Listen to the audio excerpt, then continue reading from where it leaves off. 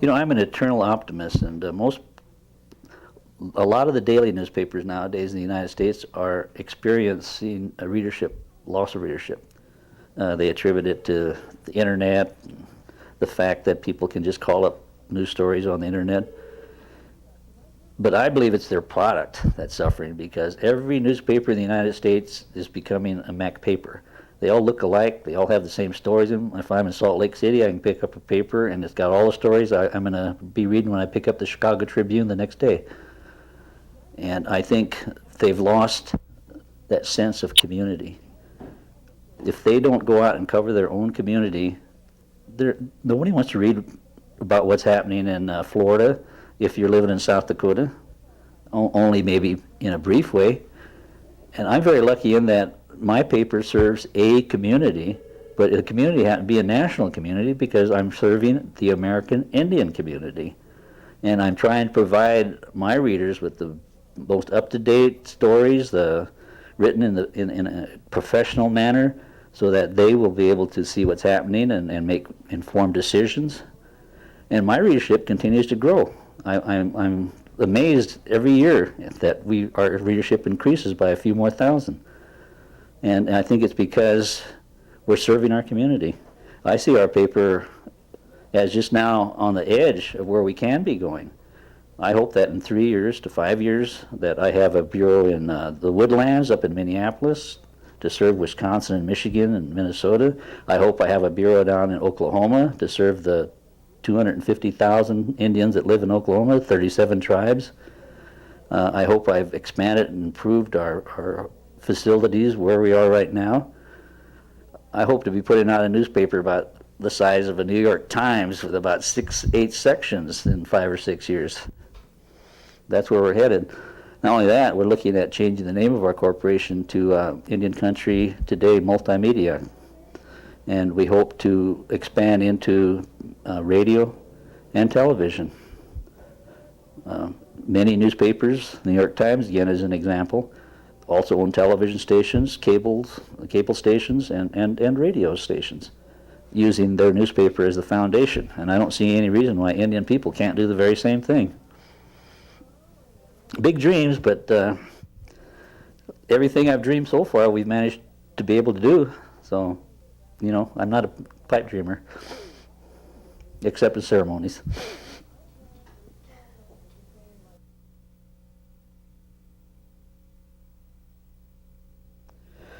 I think a newspaper is almost by nature involved in community development because so many of the stories we do have brought responses from all over the country to, say, a startup Indian business might be in its formative stages on an Indian reservation in Wyoming, and they have a specific product that they're trying to market. We do a news story on them. I'm always amazed at the response that they get because they write to me and they call me and say, "My God, we got orders, you know, from Germany, from Japan, from China, and what we've done is stimulated the foundation for their economic development by providing them a market, I mean, getting customers for them just off of a single news story."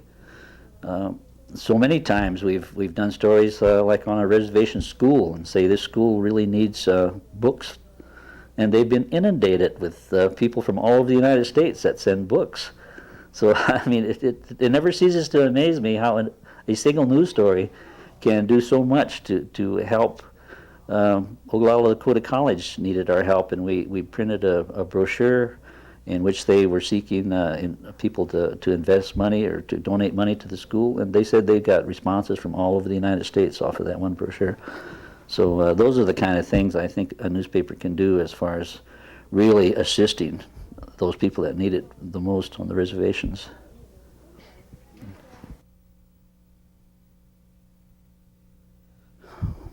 I think if you're going to be true to your race, you know, as an American Indian man, as a Lakota man, I can't ever get away from the values that I was brought up with, and I still maintain. You know, my family is very involved in the Sundance every year at Porcupine. We never opened our business here in this building without having Rick Two Dog come up, and we had a ceremony here for all my employees before we opened these doors. And most of my employees are Indian, and I feel very strongly that their values and the beliefs and their own culture and traditions are important to them as their job. And if an aunt dies in Flandreau and they want to take a week to go there, to be with the family for the funeral, that's part of what they believe, and that's part of what I believe, and they can do that without a fear of losing their job. And if they were working for a non-union firm, a lot of times I've had employees come to me and tell me that they fire them. So I think probably one of the most important things for myself and for my employees is that we maintain our ties to our culture and to our traditions, to our spirituality, because I don't think we're Indian people if we don't. And the success of our business, I think, right now for Indian country today is based on those values. I don't think we could have come as far as we have if we didn't maintain and keep those traditions and those beliefs. Over the years, most of the experience I've gained in this business has been from reading other newspapers, from watching news on television, listening to radios, and then just taking it back and trying to apply it to what I'm trying to do here. I mean, I guess the greatest form of flattery is to steal an idea from someone. And believe me, there's been times I've had every newspaper from every major city in the United States spread out on the floor back in the newsroom and see what I could steal from them to improve the looks of my newspaper. So, and I think I've taken a little bit from every one of them. So that comes with experience, I think. And if you're going to run a business, you better go in there with the idea that you're going to make this business last for as long as you're on this earth. I mean, you can't go in there and say you're not going to make a commitment to it, because your commitment starts the day that you say you're going to start a business. And that's when you got to apply yourself and understand that. And I have a lot of Indian friends that started businesses and sat back, and as soon as the money started coming in, took that money and went out and bought new trucks, new trailers, and new horses. And then when it came time to replenish the supplies to put on their shelves, they didn't have the money to do it. So you always have to think ahead, and you always have to commit yourself to the fact that it's not an 8-hour day. When you work, one thing about the newspaper business, people don't quit making news on the 4th of July or on Christmas. They don't quit after midnight. I mean, news is an ongoing thing, and it's something that we have to cover no matter the time of the day, no matter holidays or whatever. You just take it as a commitment to your job. If you're sitting here and you got a story that you're trying to write, and the deadline is tomorrow morning at 8, at 5 o'clock in the morning, you might still be sitting there working on that story, because you're dedicated and committed to getting that story done to make it in that deadline for that issue. And that's what comes with running a newspaper, the hard work you have to put in and the commitment to it. And I think in order to have employees that are happy, that are willing to go that extra mile, you have to have that kind of leadership that they respect. And I think over the years, just having been out there myself, and in some cases really being a moving target, there's been times when I've had all my windows shot out, and there's been times when we were firebombed with Molotov cocktails, and there's been times when I came out and got in my car at midnight after putting the paper to bed and had my windshield shot out in my face. There's been times when I had to grab my little son when he was a year old and throw him under the bed because they were shooting up my house. And then those sort of things make you at times wonder why in the hell you're trying to start a business. I mean, it's hard enough starting a business without wondering whether you're going to be alive the next day. I know my ex-wife is a professor of journalism at South Dakota State University. Her name is Doris. Her maiden name was Brewer.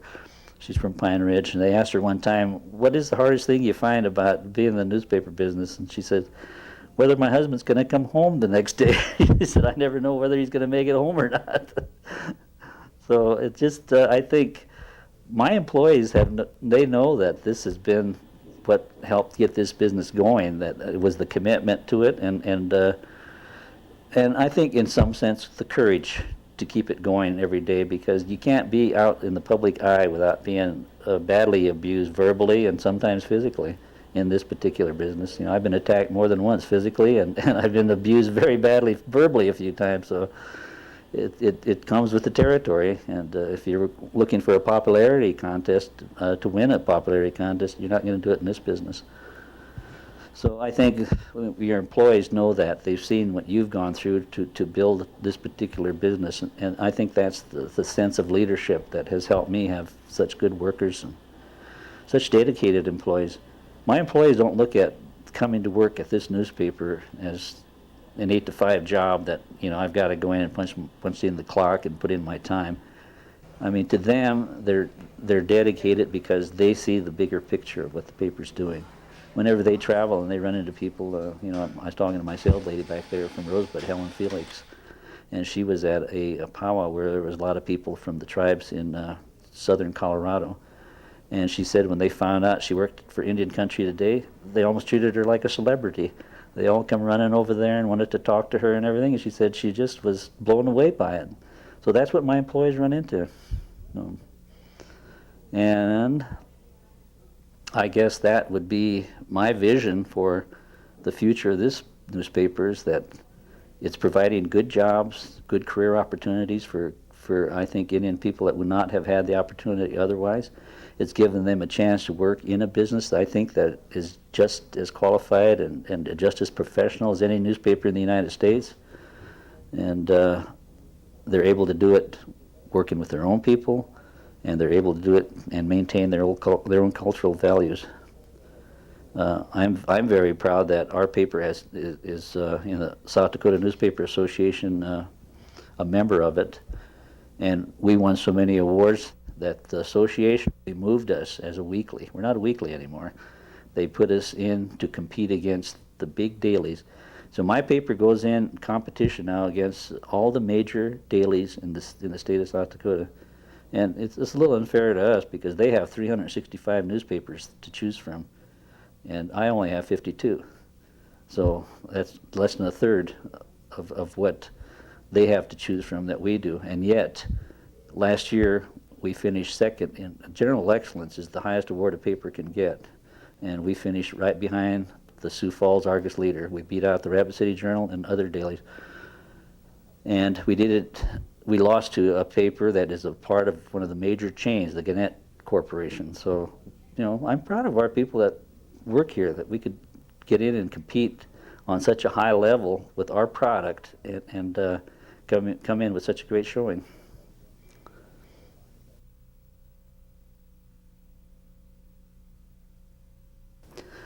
Well, if I could write a book about getting into business, my first paragraph is I would say that the Indian business people of today are the new warriors. They're the people that are going to allow the tribes to have a shot at self-determination, to be able to stand up and truly say that we're sovereign nations. Because as long as Indian tribes are going to have to hold out that hand every year and get money from the Great White Father in Washington, they're not that sovereign. They're still dependent nations. And the only thing that is going to give Indian tribes a true sense of sovereignty is when they're producing their own products on their own reservation that is going to provide jobs for all of their members. And they're totally self-sufficient. And it's the Indian business people, the entrepreneurs, that are going to have to take that leadership and to become, like I say, I think they're the new warriors going into the year 2000.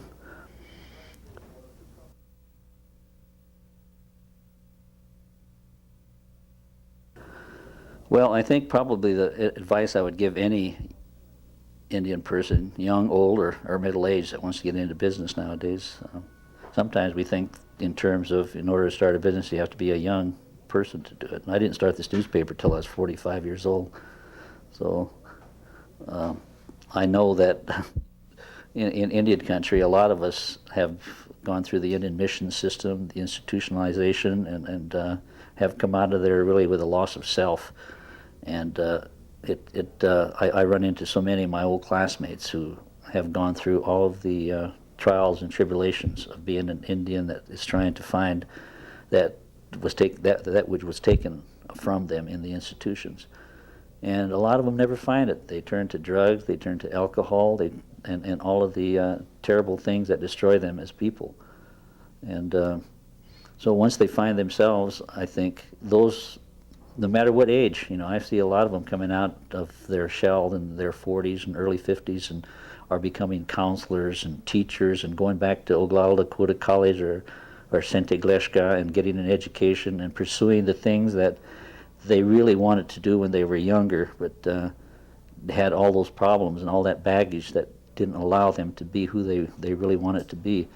So if I'm advising people who want to get into the business, I don't want to limit it to say just those young people that are wanting to get into business, because there are a lot of people that are now in their 40s and 50s who are reached that point in their lives where they have that stability that they can really pursue something.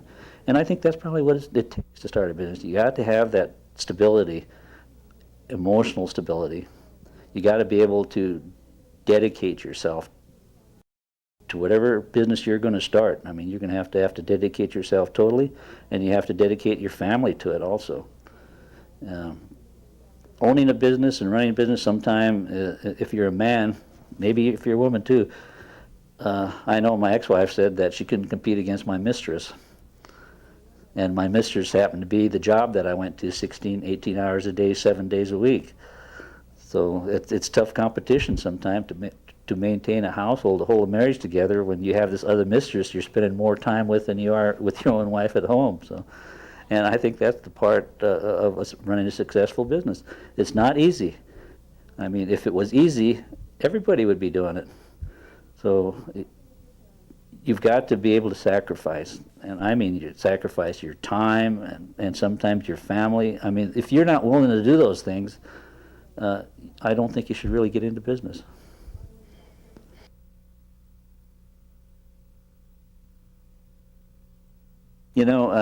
The young people on the reservations are probably our salvation, because we've always believed that our children are the future of every Indian tribe.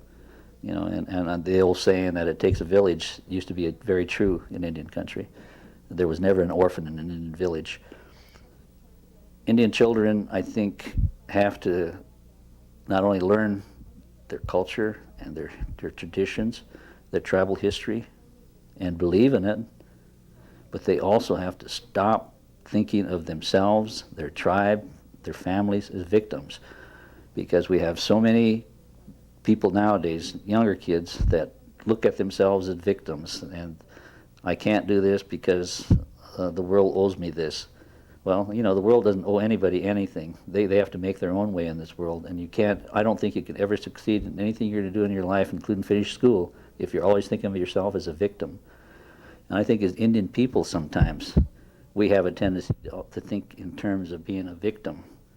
And we've got to get away from that. We've got to start thinking that, hey, we're not victims. We can change things. I mean, we can create our own futures. We don't have to sit back and feel that we've been beat down for so damn many years now that we can't pick ourselves up by our bootstraps without a handout. And that's a hard thing, I think, to learn. It's too easy on the reservations nowadays to get involved in gang activities. It's too easy to get involved in drugs, alcohol. I think like some of the reservations are doing, like Pine Ridge with the Siouan Big Crow Memorial, what is it, the Siouan Big Crow Memorial, oh, I can't think of the word. Anyway, it's where the kids go at the end of a school day, where they can play pool, learn arts and crafts, be with their elders, have a soda fountain. I mean, the kids have to have some place to go. And when I see businesses starting up on a reservation like Big Bat Puyers, he's doing something that I never had a chance when I was a kid to experience, is that he's creating an opportunity for kids to learn a work ethic. The kids have a chance now to have some place where they can go in the evening, and like a McDonald's. I mean, kids in Rapid City and other towns, they have all these little places they can go and get a school job or summer job. And it's the business people that are going to provide these opportunities on the reservations, because I've seen so many programs, summer programs come for the kids on the reservations where they teach work ethics as being a big fun game. You get a $5 an hour for going out and playing basketball all day, and then kids go into the world thinking this is what work is supposed to be about. Go out and play basketball or have fun all day, not show up for work on time and put in your hours and put in a hard day's work and draw your wages.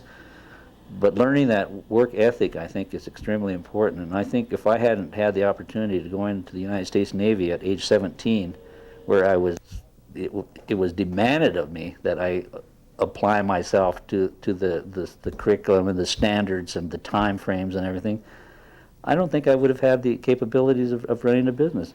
And of course, having an Indian mission background where the bell rang at 6 a.m. and you were up, you dressed, you washed your face in cold water, you marched to church, you did this 6 days a week, twice on Sunday. You also learned at the Indian mission to develop a work habits and work ethics. So, and that's the hardest thing, I think, for the young people nowadays, that they've got to understand that there's no job that is so low, no matter, that they can't do.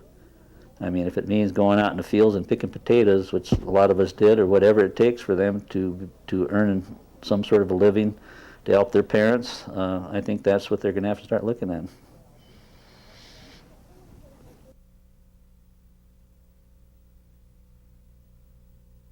In any business, you're going to have controversy, and how you respond to that controversy is going to be a measure, of whether you're going to be a success or not. If I run into advertisers who are reluctant to advertise, and it's based on racism, I tell my salespeople, you go in there and you see that person every single week. You take them and hand them a newspaper and smile at them and say good morning. And my salespeople do that. And what they discover is after 5 or 6 times, this guy who had that big frown on his face and was ready to throw him out the front door is actually smiling when he sees them coming in, and is happy to get the paper and actually starts reading it. And then we begin that educational process, because once he starts reading the product, then he begins to see the people that are putting it together and the people that are being written about as a hell of a lot more human than he ever thought they were to begin with. So you have to face controversy, I think, with an optimism. And you have to face the hard things that happen to you. I mean, if I have a hate letter comes to me, or something, or someone tries to hurt my business or my newspaper from a reservation, and I know who it is, and it has happened a lot, I cannot use my newspaper to seek revenge. And if that person is someone I don't like at all, or who doesn't like me, and that person does something that is newsworthy, it's going to go in the paper, whether I like that person or not. Over the years, I've had some terrible fights with Russell Means. But if Russell Means does something that's constructive and is good, he's going to be in my newspaper. I can't shut someone out simply because I don't like their politics, their religion, or I don't like them as a person. And I think that's what you have to do in any business. You can't allow your own personal prejudices to prevent you from your customers. I mean, to keep you away from your customers, because you're limiting yourself then. And a newspaper cannot do that. We've got to be totally unbiased. It's becoming much easier because I've got such a good supporting staff around me now, and we kind of watchdog each other. If we see one of our writers that has a tendency to work a little personal feelings or a little editorializing into what they write, we sit them down and say, hey, you can't do that. You have to attribute those comments. You can't put them in there like they just materialize, because we know they're your own. And so we kind of watchdog each other, and so I think that makes it a lot easier for us to be unbiased.